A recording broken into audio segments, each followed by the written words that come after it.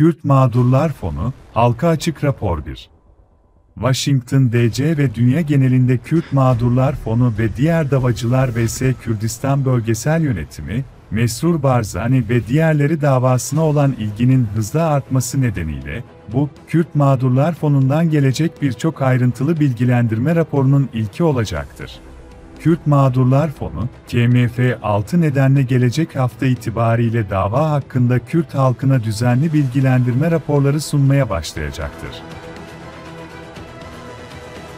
1. Kürt halkının Barzani rejiminin dünya çapındaki suç iddialarının büyüklüğü hakkındaki devasa davanın detaylarını daha iyi anlamasına yardımcı olmak. 2. Amerika Birleşik Devletleri Kongresi üyeleri soruşturma yapmaktadır ve bu durum Kürdistan'ın diplomatik nüfuzunu tehlikeye sokabilir. 3. Amerika Birleşik Devletleri Federal Kolluk Kuvvetleri ve savunma yetkilileri daha fazla ayrıntı talep etmektedir. 4. KMF, Londra ve Hollanda mahkemelerinde benzer davalar açmayı değerlendirmekte olup, uluslararası avukatlarla iletişim halindedir. 5. KMF, birçok Kürt vatandaşından neredeyse her gün yeni suç raporları almaktadır. Bu suçlar genişleyen hukuk ekibimiz tarafından davaya eklenecektir. 6. davanın açılmasından bir hafta sonra, Amerika Birleşik Devletleri Başkanı Joe Biden, bu davanın ulusal güvenlik meseleleri olduğundan dolayı, kamuoyunun mümkün olduğunca şeffaflığa layık olduğunu ve sivil toplum kuruluşlarının fikirlerini, bakış açılarını ve desteğini kullanmada en yüksek şeffaflık standartlarını talep ederek açıklama yaptı. Başkan Biden, yolsuzlukla mücadeleyi Amerika Birleşik Devletleri'nin temel ulusal güvenlik çıkarı olarak ilan etti ve yolsuzluk belası olarak nitelendirdiği durumla mücadele etmek için özel sektörle ortaklık kurdu. KMF, Başkan Biden ve Beyaz Saray ile bu çabada uyum içindedir ve Beyaz Saray'ı dava hakkında güncel tutmaktadır. Bu dava, Washington D.C.'deki çok önemli kişilerin teşvikiyle, geniş çaplı yasadışı eylemlerden kaynaklanan zararları telafi etmek amacıyla açılmıştır. Dava, sanıkların, Mesrur Barzani'nin öncülüğünde ve Barzani ailesi üyeleri ve evlilik yoluyla, aile üyeleri dahil olmak üzere diğerlerinin soğukkanlı bir şekilde verimli bir ulusötesi suç örgütü, yolsuzluk şeması ve suç komplosu düzenlediğini iddia etmektedir.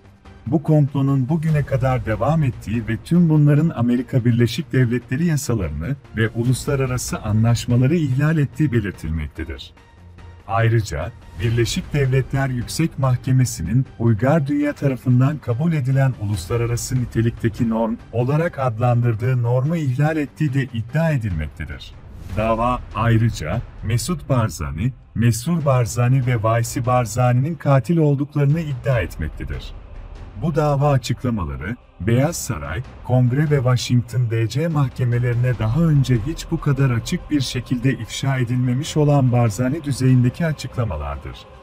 Davanın kapsamlı iddiaları, Kürdistan Bölgesel Yönetimi ve başlıca yetkililerine karşı küresel suçlar için yapılmıştır ve bunlar arasında soykırım, vahşet suçları, ayrım gözetmeksizin şiddet, kundakçılık, cinayet, cinayete teşebbüs, adam kaçırma, rehine alma ve adam kaçırma, işkence ve diğer zalimane, insanlık dışı veya aşağılayıcı muamele veya ceza, terör örgütleriyle işbirliği, uzun süreli keyfi tutuklama, yargısız infaz, zorla kaybetme, zalimane, insanlık dışı veya aşağılayıcı muamele, İnsanlığa karşı suçlar, hırsızlık, uyuşturucu kaçakçılığı, sahtecilik, Amerika Birleşik Devletleri hükümeti ve diğerlerini dolandırma, mali suçlar, kimlik hırsızlığı ve erişim cihazı dolandırıcılığı, posta dolandırıcılığı, telgraf dolandırıcılığı, kara para aklama, belirli yasadışı faaliyetlerin gelirleriyle işlem yapma, yalan beyanda bulunma ve yalan ifade verme dahil eylemler,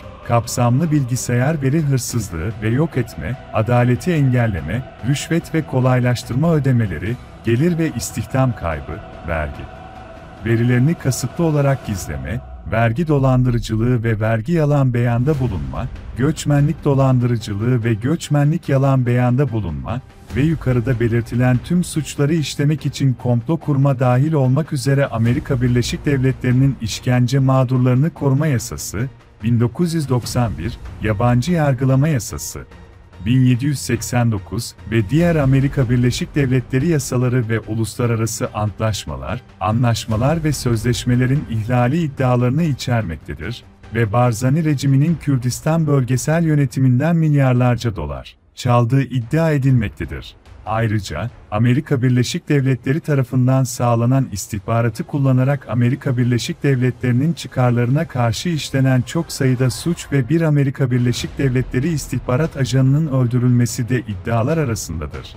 Washington'un gizli pedaki belgeleri olarak adlandırdığı, şu anda hukuk ekibimizin güvenli bir kasasında bulunan geniş kapsamlı belge kanıtları ve Barzani danışmanları ve avukatları dahil iç kaynaklardan gelen bilgiler nedeniyle, önümüzdeki günlerde KMF, Mesrur Barzani ve diğer KBY yetkilileri tarafından Amerika Birleşik Devletleri hükümetine yapılan uluslararası para suçları ve yalanlarla ilgili ayrıntıları açıklayacak ve Barzani devam eden suç teşkilatının tüm iddia edilen suçlarını ve yıllardır kasıtlı, bilinçli ve pervasızca ihlal ettikleri Amerika Birleşik Devletleri yasalarının şaşırtıcı sayısını detaylandıracaktır.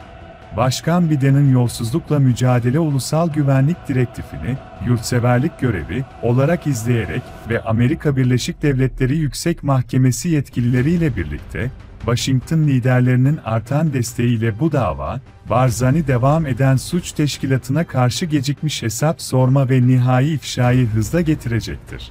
Ayrıca, Amerika Birleşik Devletleri federal mahkemelerinde çok sayıda başka davanın açılmasını beklemekteyiz.